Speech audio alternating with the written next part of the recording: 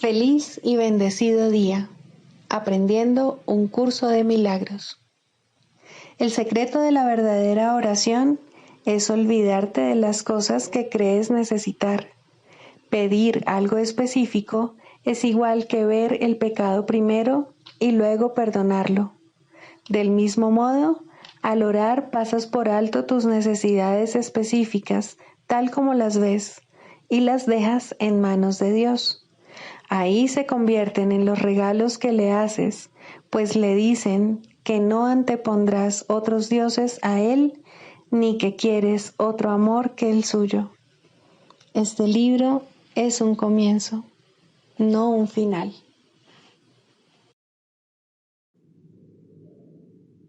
Del prefacio, que postula, párrafo 10. Lo opuesto a ver con los ojos del cuerpo es la visión de Cristo, la cual refleja fortaleza en vez de debilidad, unidad en vez de separación y amor en vez de miedo. Lo opuesto a oír con los oídos del cuerpo es la comunicación a través de la voz que habla en favor de Dios, el Espíritu Santo, el cual mora en cada uno de nosotros. Su voz nos parece distante y difícil de oír, porque el ego, que habla en favor del yo falso y separado, parece hablar a voz en grito. Sin embargo, es todo lo contrario. El Espíritu Santo habla con una claridad inequívoca y ejerce una atracción irresistible. Nadie puede ser sordo a sus mensajes de liberación y esperanza, a no ser que elija identificarse con el cuerpo. Ni nadie puede dejar de aceptar jubilosamente la visión de Cristo a cambio de la miserable imagen que tiene de sí mismo. Introducción. Este es un curso de milagros. Es un curso obligatorio. Solo el momento en que decides tomarlo es voluntario. Tener libre albedrío no quiere decir que tú mismo puedas establecer el plan de estudios. Significa únicamente que puedes elegir lo que quieres aprender en cualquier momento dado. Este curso no pretende enseñar el significado del amor, pues eso está más allá de lo que se puede enseñar. Pretende, no obstante, despejar los obstáculos que impiden experimentar la presencia del amor, el cual es tu herencia natural. Lo opuesto al amor es el miedo, pero aquello que todo lo abarca no puede tener opuestos. Este curso puede, por lo tanto, resumirse muy simplemente de la siguiente manera. Nada real puede ser amenazado. Nada irreal existe. En esto radica la paz de Dios. Capítulo 1. El significado de los milagros. Primero, principios de los milagros. Principio 37. El milagro es una corrección que yo introduzco en el pensamiento falso. Actúa como un catalizador, disolviendo la percepción errónea y reorganizándola debidamente. Esto te coloca bajo el principio de la expiación, donde la percepción sana. Hasta que esto no ocurra, no podrás conocer el orden divino. Capítulo 29. El despertar. Segundo, la llegada del invitado. ¿Cómo no ibas a percibir como liberación del sufrimiento el darte cuenta de que eres libre? ¿Por qué no habrías de aclamar a la verdad en vez de considerarla un enemigo? ¿Por qué razón te parece arduo, escabroso y demasiado difícil de seguir una senda que es fácil y que está tan claramente marcada que es imposible perderse? ¿No será acaso porque consideras que es el camino al infierno en vez de una manera sencilla de encontrarte en el cielo y en Dios, que no exige ni sacrificios ni pérdidas? Mientras no te des cuenta de que no renuncias a nada y de que es imposible perder, habrá veces en que te arrepentirás de haber elegido este camino y no verás los muchos beneficios que tu decisión te ha aportado. No obstante, aunque tú no los veas, están ahí. Su causa ya los produjo y los efectos tienen que estar allí donde su causa ha hecho acto de presencia. Has aceptado la causa de la curación, por lo tanto, debes haber sanado, y al haber sanado, debes ahora también poseer el poder de sanar. El milagro no es un incidente aislado que ocurre de repente, como si se tratase de un efecto sin causa, ni tampoco es en sí una causa. Pero allí donde está su causa, allí tiene que estar el milagro. Ahora ha sido causado, aunque aún no se perciba, y sus efectos se encuentran ahí, aunque aún no se vean. Mira dentro de ti ahora, y no verás motivo alguno para estar arrepentido, sino razones para sentir un gran regocijo y para abrigar esperanzas de paz. Todo esfuerzo de encontrar esperanzas de paz en un campo de batalla ha sido en vano. Ha sido fútil pedirle a lo que se concibió precisamente para que perpetuase el pecado y el dolor, que te ayude a escapar de ellos, pues el dolor y el pecado son la misma ilusión, tal como el odio y el miedo, y el ataque y la culpabilidad son uno. Allí donde no tienen causa, sus efectos desaparecen, y el amor llega donde quiera que ellos no estén. ¿Por qué no estás contento? Te has librado del dolor y de la enfermedad, de la aflicción y de la pérdida, así como de todos los efectos del odio y del ataque. El dolor ya no es tu amigo, ni la culpabilidad tu Dios. Por lo tanto, dale la bienvenida a los efectos del amor. Tu invitado ha llegado. Tú lo invitaste y él vino. No lo oíste entrar, porque la bienvenida que le diste no fue total. Sus dones, no obstante, llegaron con él. Él los ha depositado a tus pies, y ahora te pide que los contemples y los consideres tuyos. Él necesita tu ayuda para dárselos a todos los que caminan por su cuenta, creyendo estar solos y separados. Ellos sanarán cuando tú aceptes tus dones, pues tu invitado le dará la bienvenida a todo aquel cuyos pies hayan tocado la tierra santa que tú pisas y donde Él ha puesto sus dones a su disposición. No te das cuenta de cuánto puedes dar ahora como resultado de todo lo que has recibido. No obstante, aquel que vino solo está a la espera de que vayas allí donde lo invitaste. No hay ningún otro lugar donde él pueda encontrarse con su anfitrión o su anfitrión con él. Ni tampoco hay ningún otro lugar donde se puedan obtener sus dones de paz y dicha, así como toda la felicidad que brinda su presencia, pues sus dones se hallan allí donde se encuentra aquel que los trajo consigo para dártelos.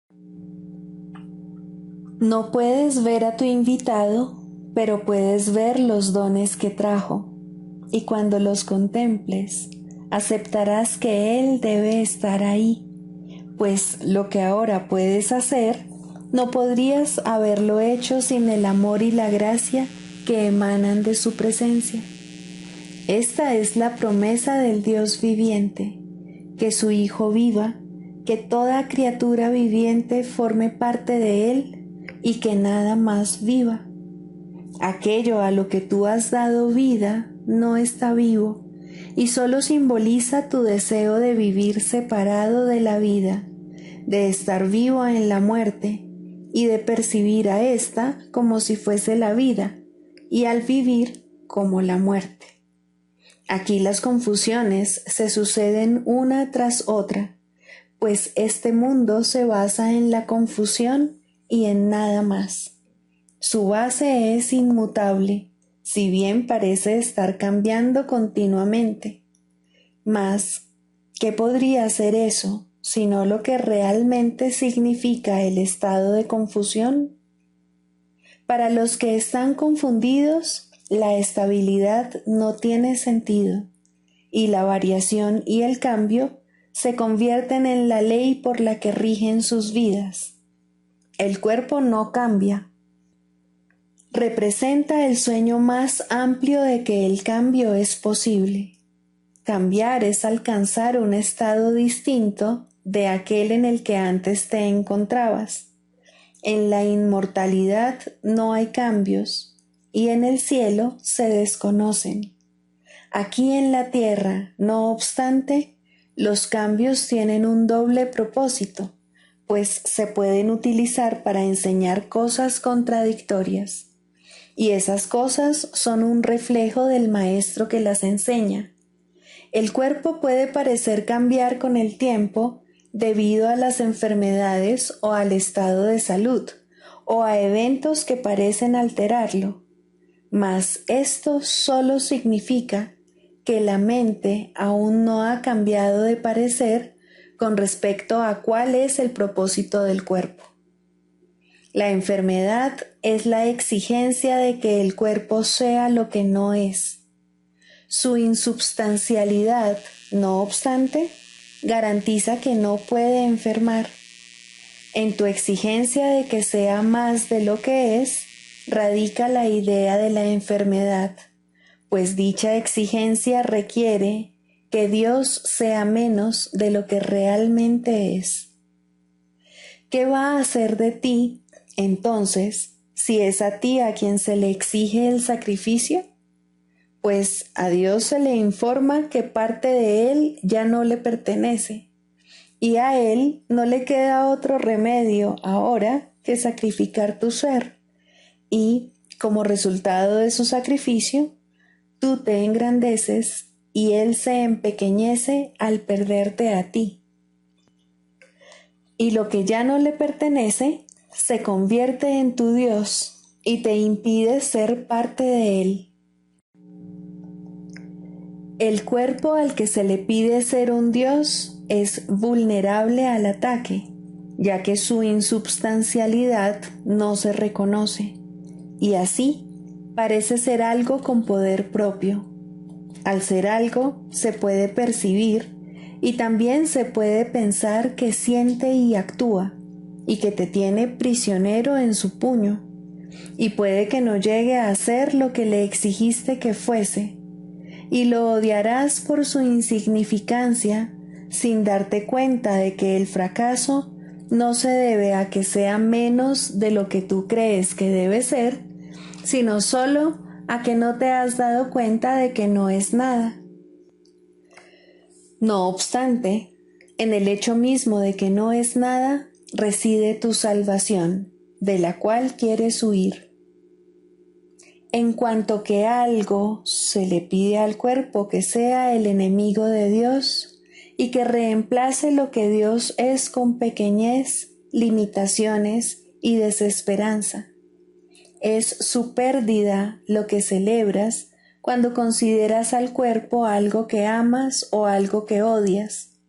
Pues si Dios es la suma de todo, entonces lo que no está en él no existe, y en su compleción radica la insubstancialidad del cuerpo. Tu Salvador no ha muerto, ni tampoco mora en lo que se edificó para ser un templo a la muerte. Él vive en Dios, y esto, y solo esto es lo que lo convierte en tu Salvador. La insubstancialidad de su cuerpo libera al tuyo de la enfermedad y de la muerte, pues lo que te pertenece a ti no puede ser ni más ni menos que lo que le pertenece a Él.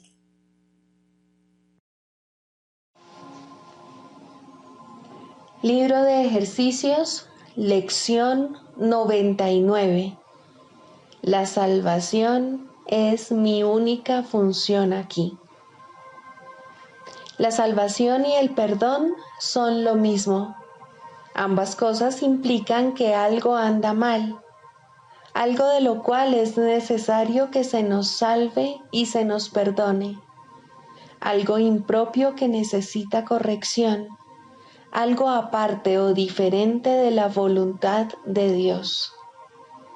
Ambos términos, por lo tanto, implican algo totalmente imposible, pero que, sin embargo, ha ocurrido, dando lugar a un estado de aparente conflicto entre lo que es y lo que nunca podrá ser. La verdad y las ilusiones están ahora a la par, pues ambas han ocurrido. Lo imposible se convierte en aquello de lo que se te necesita salvar y perdonar. La salvación se convierte ahora en la zona fronteriza entre la verdad y las ilusiones. Refleja la verdad porque es el medio a través del cual puedes escaparte de las ilusiones. No obstante, no es la verdad porque cancela lo que nunca ocurrió. ¿Cómo podría haber un punto de encuentro en el que la tierra y el cielo se pudiesen reconciliar dentro de una mente en la que ambos existen? La mente que ve ilusiones piensa que éstas son reales. Existen en cuanto que son pensamientos. Sin embargo, no son reales, porque la mente que piensa estos pensamientos se encuentra separada de Dios. ¿Qué podría unir a la mente y a los pensamientos separados con la mente y el pensamiento que están eternamente unidos? ¿Qué plan podría reconocer las necesidades que plantean las ilusiones y proponer medios con los que eliminarlas sin ataque o ápice alguno de dolor y no violar la verdad? ¿Qué podría ser este plan sino un pensamiento de Dios mediante el cual se pasa por alto lo que nunca ocurrió y se olvidan los pecados que nunca fueron reales? El Espíritu Santo conserva este plan de Dios en la mente de Dios y en la tuya, exactamente como lo recibió de Él. Dicho plan no tiene nada que ver con el tiempo, toda vez que su fuente es intemporal. No obstante, opera dentro del tiempo, debido a tu creencia de que el tiempo es real. El Espíritu Santo contempla impasible lo que tú ves, el pecado, el dolor y la muerte, así como la aflicción, la separación y la pérdida. Mas Él sabe que hay algo que no puede sino seguir siendo verdad, que Dios sigue siendo amor y que eso que ves no es su voluntad. Este es el pensamiento que lleva las ilusiones a la verdad, donde las ve como apariencias tras las cuales se encuentra lo inmutable y lo seguro.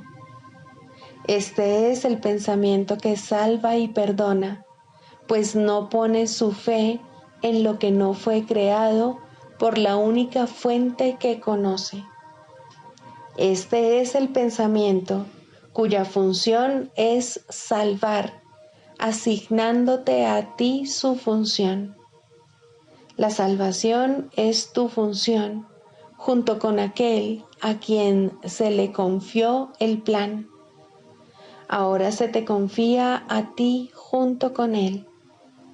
Él tiene una respuesta para todas las apariencias, sea cual sea la forma, el tamaño, el volumen o los atributos que parezcan tener, y es esta.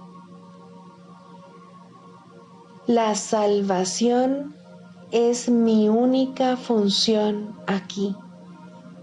Dios sigue siendo amor, y esto no es su voluntad. Tú, que aún has de obrar milagros, asegúrate de practicar bien la idea de hoy. Trata de percibir la fuerza de lo que dices, pues en estas palabras radica tu libertad. Tu Padre te ama. El mundo del dolor no es su voluntad. Perdónate a ti mismo el pensamiento de que eso fue lo que Él deseó para ti. Deja entonces que el pensamiento con el que Él reemplazó todos tus errores se adentre en los sombríos lugares de tu mente que pensó los pensamientos que nunca fueron su voluntad. Esta parte de tu mente le pertenece a Dios, al igual que el resto. Dicha parte no tiene pensamientos solitarios, ni los hace reales ocultándolos de Él. Deja pasar la luz, y ningún obstáculo te impedirá ver lo que Él dispone para ti. Pon al descubierto tus secretos ante su benévola luz, y observa cuán intenso es el fulgor con el que dicha luz todavía resplandece sobre ti. Practica con su pensamiento hoy y deja que su luz busque e ilumine todo rincón tenebroso, y que al brillar a través de ellos los una al resto. La voluntad de Dios es que tu mente sea una con la suya. La voluntad de Dios es tener solamente un hijo. La voluntad de Dios es que su único hijo eres tú. Reflexiona sobre estas cosas durante las prácticas de hoy y da comienzo a la lección que vamos a aprender hoy con estas instrucciones relativas a la verdad. La salvación es mi única función aquí. La salvación y el perdón son lo mismo. Dirígete entonces a aquel que comparte contigo tu función aquí y permítele que te enseñe lo que necesitas aprender para poder dejar de lado todo miedo y reconocer a tu ser como un amor que no tiene opuesto en ti. Perdona todo pensamiento que se oponga a la verdad de tu compleción, unidad y paz. No puedes perder los regalos que tu Padre te dio. No es tu deseo ser otro ser. No tienes ninguna función que no sea de Dios. Perdónate a ti mismo la que crees haber inventado. El perdón y la salvación son lo mismo. Perdona lo que inventaste y te habrás salvado. Hay un mensaje especial para hoy que tiene el poder de eliminar para siempre de tu mente cualquier forma de duda o de temor. Si te asalta la tentación de creer que son reales, recuerda que las apariencias no pueden resistirse a la verdad que encierran estas poderosas palabras: la salvación es mi única función aquí. Dios sigue siendo amor y esto no es su voluntad. La única función que tienes, te dices que eres uno. Recuérdate esto a ti mismo durante los intervalos de tiempo que transcurren entre los periodos en que das 5 minutos para compartirlos con aquel que comparte el plan de Dios contigo. Recuérdate a ti mismo lo siguiente: la salvación es mi única función aquí. De esta manera depositas el perdón en tu mente y dejas que todo temor sea suavemente descartado para que el amor pueda encontrar el lugar donde le corresponde estar en ti y mostrarte que tú eres el Hijo de Dios.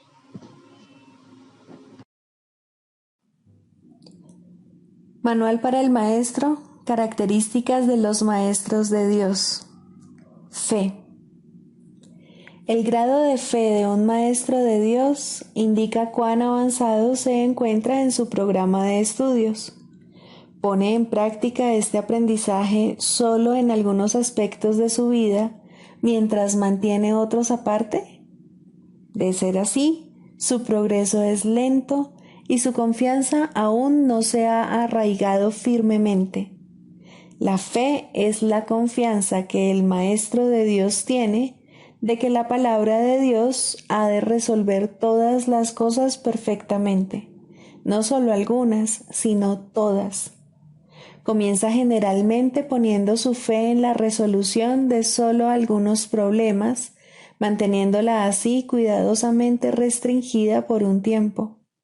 Someter todos los problemas a una sola respuesta es invertir completamente la manera de pensar del mundo, y solo eso es fe. Ninguna otra cosa merece que se le llame por ese nombre. Con todo, vale la pena lograr cada avance, por pequeño que sea. Estar dispuesto, como indica el texto, no quiere decir que se haya alcanzado la maestría. La verdadera fe, sin embargo, no se desvía. Al ser consistente, es completamente honesta. Al ser firme, goza de absoluta confianza. Al estar basada en la ausencia de temor, es mansa. Al gozar de certeza, rebosa júbilo. Y al tener confianza, es tolerante. La fe, por lo tanto, encierra en sí todos los demás atributos de los maestros de Dios y entraña la aceptación de la palabra de Dios y de la definición que Él tiene de su Hijo. Hacia ellas es a donde la fe, en el verdadero sentido de la palabra, siempre se dirige. En ellas tiene puestas sus miras, buscando hasta que las encuentra. La indefensión naturalmente la acompaña y su condición es el júbilo. Y una vez que las encuentra, descansa con sosegada certeza solo en aquello que es digno de toda fe. Manual para el maestro. Pregunta 9. ¿Se requieren cambios en las condiciones de vida de los maestros de Dios? Donde se requieren cambios es en las mentes de los maestros de Dios. Esto puede entrañar o no cambios en las condiciones externas. Recuerda que nadie está donde está por casualidad y que nada en el plan de Dios es al azar. Es bastante improbable que en la formación del nuevo maestro de Dios los primeros pasos a dar no sean cambios de actitud. No hay, sin embargo, una norma fija al respecto, toda vez que el entrenamiento es siempre altamente individualizado. Hay quienes son llamados a cambiar las circunstancias de sus vidas casi de inmediato, mas estos son generalmente casos especiales. A la gran mayoría se les proporciona un programa de entrenamiento que evoluciona lentamente, en el que se corrigen el mayor número posible de errores previos. Las relaciones personales, en especial, tienen que percibirse debidamente y se tiene que eliminar la piedra angular de la falta de perdón. De lo contrario, el viejo sistema de pensamiento mantendrá aún una base a donde poder regresar. A medida que el Maestro de Dios avanza en su formación, aprende más concienzudamente una lección, a no tomar decisiones por su cuenta. En lugar de ello, le pide a su Maestro su respuesta, y es ésta la que sigue como guía para sus acciones. Esto le resulta cada vez más fácil, a medida que aprende a abandonar sus propios juicios. Abandonar todo juicio, el requisito previo para poder oír la voz de Dios, es normalmente un proceso bastante lento, no porque sea difícil, sino porque se tiende a percibir como una afrenta. El entrenamiento del mundo tiene por meta el logro de un objetivo diametralmente opuesto al de nuestro programa. El mundo enseña que confiar en nuestro propio juicio es muestra de madurez y fortaleza. Nuestro programa enseña que abandonar todo juicio es la condición necesaria para la salvación.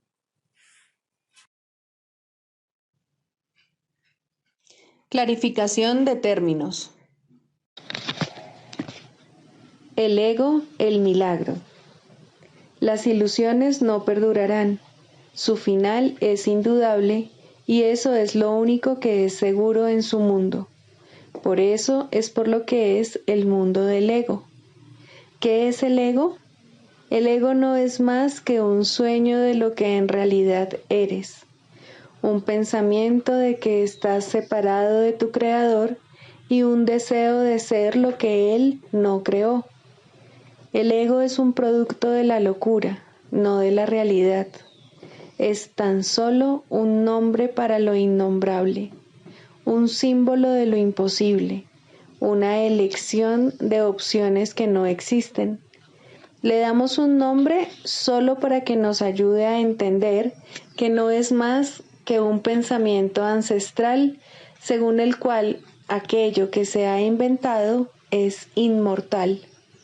Mas, ¿qué podría proceder de ello excepto un sueño que, al igual que todos los demás sueños, tan solo puede terminar en la muerte? ¿Qué es el ego? El ego no es nada, pero se manifiesta de tal forma que parece ser algo. En un mundo de formas no se puede negar al ego, pues solo él parece real. Mas, ¿podría el Hijo de Dios, tal como su Padre lo creó, morar en una forma o en un mundo de formas?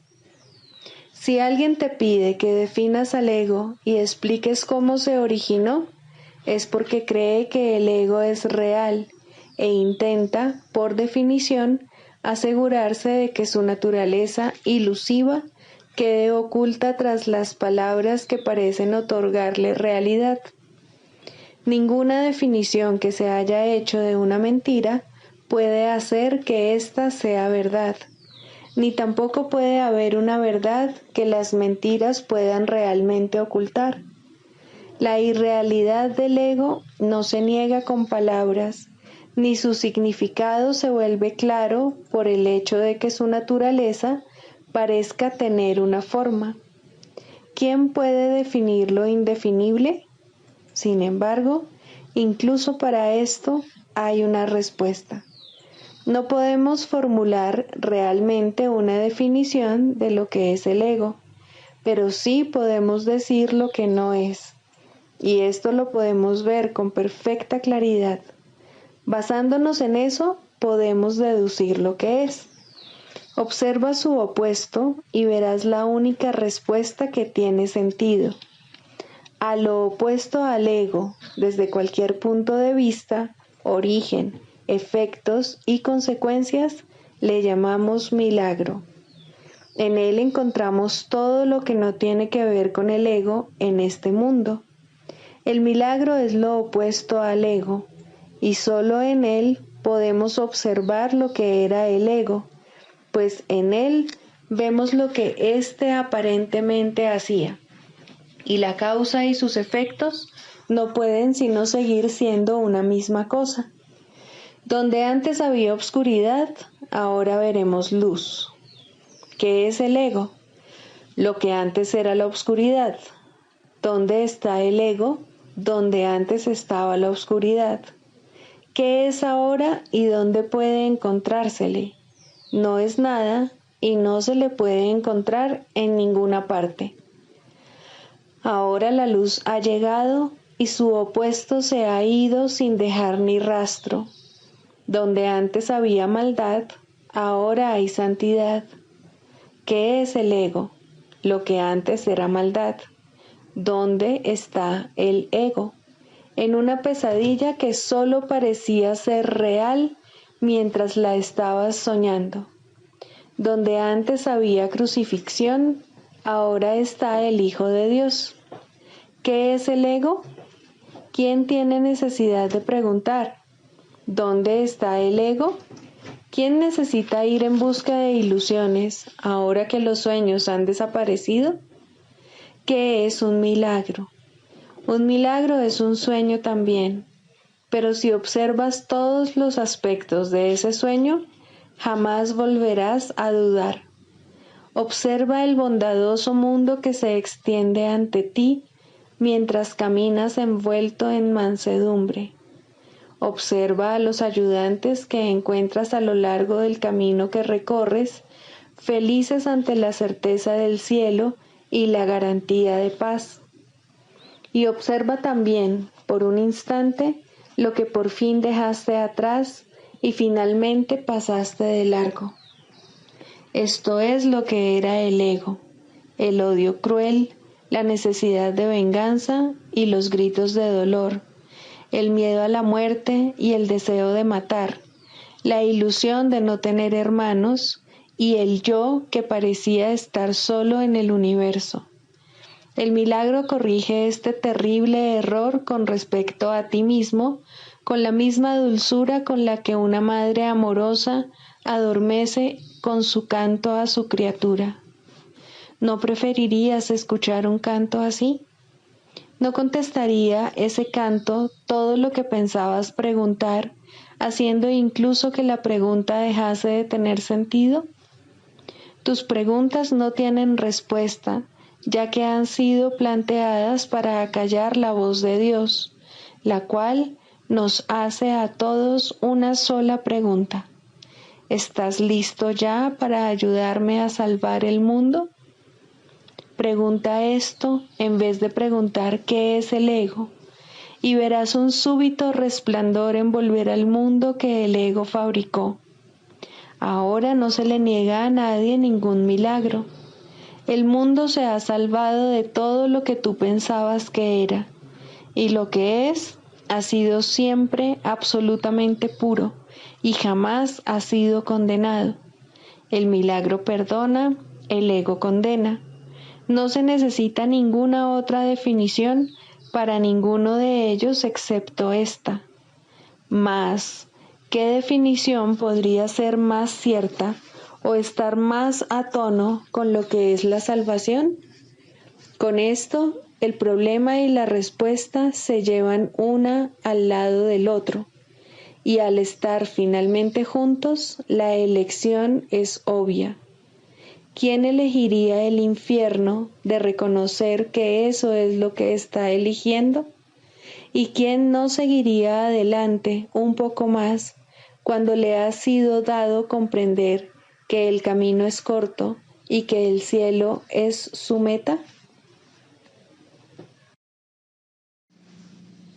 El proceso de la psicoterapia.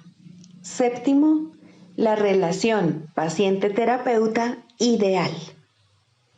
¿Quién es entonces el terapeuta y quién el paciente? Al final, todo el mundo desempeña ambos papeles. Aquel que necesita curación debe curar. Médico, cúrate a ti mismo. ¿Quién más, sino tú, necesita curarse? ¿Quién más, si no, necesita curación? Cada paciente que acude a un terapeuta le ofrece a éste la oportunidad de curarse a sí mismo. Por lo tanto, es su terapeuta, y cada terapeuta debe aprender a curarse con cada paciente que acude a él. De esta manera, el terapeuta se convierte en el paciente. Dios no sabe nada de separación. Lo único que sabe es que tiene un hijo. Su conocimiento se ve reflejado en la relación paciente-terapeuta ideal. Dios acude a aquel que lo llama y éste se reconoce a sí mismo en él. Piensa detenidamente, maestro y terapeuta, por quién oras y quién es el que necesita curación, pues la terapia es oración y la curación es su mira y su resultado. ¿Qué es la oración sino la unión de mentes en una relación en la que Cristo puede entrar a formar parte? Esa es su morada, a la que la psicoterapia lo invita. ¿Qué sentido tiene la curación de un síntoma si siempre hay otro que se puede elegir? Mas una vez que Cristo ha entrado, ¿qué otra elección hay, salvo permitir que se quede? No hay necesidad de más, pues eso es todo. Ahí está la curación, la felicidad y la paz. Estos son los síntomas de la relación paciente-terapeuta ideal, que reemplazan a aquellos con los que el paciente llegó cuando vino pidiendo ayuda. El proceso que realmente tiene lugar en esa relación es uno en el que el terapeuta le dice de todo corazón a su paciente que todos sus pecados han sido perdonados junto con los propios. ¿Qué diferencia hay entre la curación y el perdón? Solo Cristo perdona, pues conoce su falta total de pecado. Su visión sana la percepción y la enfermedad desaparece, pues una vez que su causa ha sido eliminada, no vuelve a presentarse más. Para que esto tenga lugar, no obstante, se necesita la ayuda de un terapeuta muy avanzado, capaz de unirse al paciente en una relación santa, en la que todo sentido de separación finalmente se supere. Para ello se requiere una cosa y solo una: que el terapeuta no se confunda a sí mismo con Dios en modo alguno. Todo sanador no sanado cae en esta confusión fundamental de una u otra forma al considerarse como su propio creador en lugar de creado por Dios. Rara vez, si acaso, es esta una confusión de la que es consciente, o el sanador no sanado se convertiría instantáneamente en un maestro de Dios y consagraría su vida a la verdadera curación. Antes de llegar a este punto, pensó que estaba a cargo del proceso terapéutico y que, por lo tanto, era responsable de sus resultados. Los errores del paciente se convirtieron así en sus fracasos, y la culpabilidad se convirtió en la cubierta, obscura y fuerte, de lo que debía ser la santidad de Cristo. La culpabilidad es inevitable para aquellos que se valen de su propio juicio al tomar decisiones. La culpabilidad es imposible para aquellos a través de los cuales habla el Espíritu Santo. Eliminar la culpabilidad es el verdadero objetivo de la terapia y el evidente objetivo del perdón. En esto su unicidad se puede apreciar claramente, mas ¿cómo podría experimentar el final de la culpabilidad quien se siente responsable de su hermano en el papel de guía suyo? Tal función presupone un conocimiento que nadie aquí puede tener, una certeza del pasado, del presente y del futuro, así como de todos los efectos que en ellos puedan ocurrir. Solo desde esta perspectiva omnisciente podría ser posible semejante función, mas ninguna percepción es omnisciente, ni es el diminuto yo de uno solo contra el universo capaz de asumir que posee tal sabiduría, excepto en la locura. Que muchos terapeutas están locos es obvio. Ningún sanador no sanado puede estar completamente cuerdo. No obstante, es tan demente negarte a aceptar una función que Dios te ha encomendado como lo es inventar una que Él no te dio. El terapeuta avanzado en ningún caso puede dudar del poder que hay en él, ni tampoco de la fuente de ese poder. Comprende que todo poder en la tierra y en el cielo le pertenece por ser quien es. Y Él es quien es debido a su Creador, cuyo amor reside en Él y quien jamás puede fallar. Piensa en lo que esto significa. Los regalos de Dios son suyos para dar. Sus pacientes son los santos de Dios, quienes invocan su santidad para hacerla suya. Y según Él las concede, ellos contemplan la radiante faz de Cristo, que, a su vez, los contempla a ellos. Los dementes, al creer que son Dios, no temen ofrecer debilidad al Hijo de Dios, y por esa razón lo que ven en Él en verdad los atemoriza. El sanador no sanado no puede evitar sentir miedo de sus pacientes y sospechar de su lealtad por la traición que ve en sí mismo. Intenta curar y en ocasiones tal vez lo consiga. Su éxito será limitado y de corta duración. No ve el Cristo en aquel que acude a Él. ¿Qué respuesta puede dar aquel que parece un extraño, ajeno a la verdad y pobre en sabiduría, desprovisto del Dios que le debe ser dado? Contempla a tu Dios en Él, pues lo que ves será tu respuesta. Piensa en lo que en realidad significa la unión de dos hermanos. Y luego olvídate del mundo y de todos sus míseros triunfos, así como de sus sueños de muerte.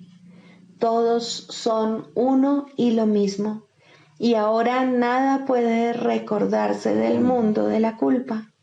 La habitación se transforma en un templo y la calle en un torrente de estrellas que, rozando suavemente, se desliza más allá de todos los sueños enfermizos. La curación se ha dado, pues lo que es perfecto no necesita curación. ¿Y que puede necesitar perdón allí donde no hay pecado? Siéntete agradecido, terapeuta, que puedes contemplar cosas como estas solo con entender tu verdadero papel. Si no lo haces, habrás negado que Dios te creó y por ende no sabrás que eres su hijo. ¿Quién es tu hermano ahora? ¿Qué santo puede venir para llevarte con él a casa? Has perdido el rumbo. ¿Cómo puedes ahora esperar ver en él una respuesta que te has negado a dar? Cura y cúrate. No hay otra alternativa que pueda jamás conducir a la paz. Deja entrar a tu paciente, pues viene a ti de parte de Dios. ¿No es acaso su santidad suficiente para despertar en ti tu memoria de Él? El canto de la oración. Primero, la causa de la enfermedad. No confundas el efecto con la causa, ni pienses que la enfermedad se encuentra aparte y separada de lo que no puede sino ser su causa.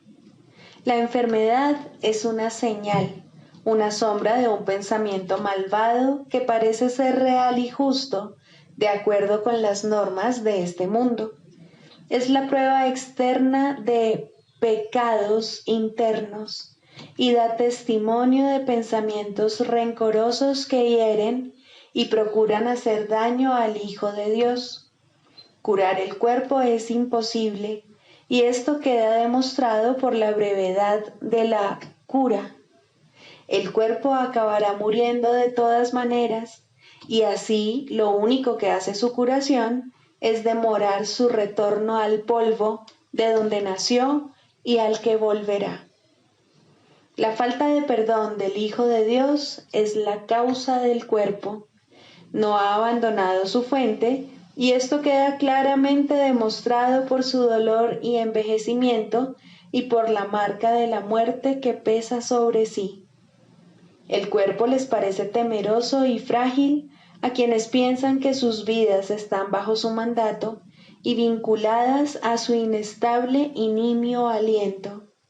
La muerte los contempla conforme cada momento que pasa se escapa irrevocablemente de sus avariciosas manos sin poderlos retener, y sienten miedo cuando se producen cambios en sus cuerpos y éstos enferman, pues sienten el fuerte hedor de la muerte en sus corazones.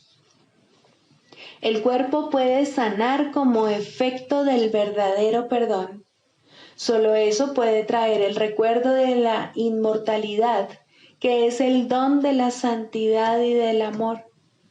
El perdón no puede sino ser concedido por la mente que comprende que debe pasar por alto todas las sombras que cubren la santa faz de Cristo, entre las cuales la enfermedad se debe considerar una de ellas. No es nada más que esto, la señal del juicio hecho de un hermano sobre otro hermano y del Hijo de Dios sobre sí mismo, pues ha condenado al cuerpo a hacer su prisión y olvidó que fue Él quien le adjudicó ese papel. Lo que el Hijo de Dios ha hecho, ahora Él mismo tiene que deshacerlo, pero no solo, pues se desprendió de la llave de la prisión, su santa impecabilidad y el recuerdo del amor de su Padre. No obstante, se le ha dado ayuda a través de la voz que su Padre puso en él. El poder de curar es ahora el don que le ha concedido su Padre, pues a través de su voz él puede llegar hasta su Hijo y recordarle que el cuerpo puede convertirse en su morada elegida, pero nunca será su hogar en verdad. Es necesario distinguir, por lo tanto, entre la verdadera curación y su defectuosa contraparte. El mundo de los opuestos es el lugar de la curación, pues, ¿qué podría necesitar curación en el cielo? Tal como en el mundo, la oración puede pedir desacertadamente y la aparente caridad perdonar para matar. Así la curación puede ser tanto falsa como verdadera, testigo del poder del mundo o del eterno amor de Dios.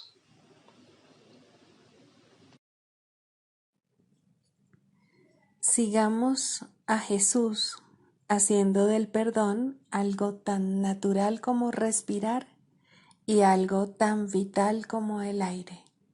Amén.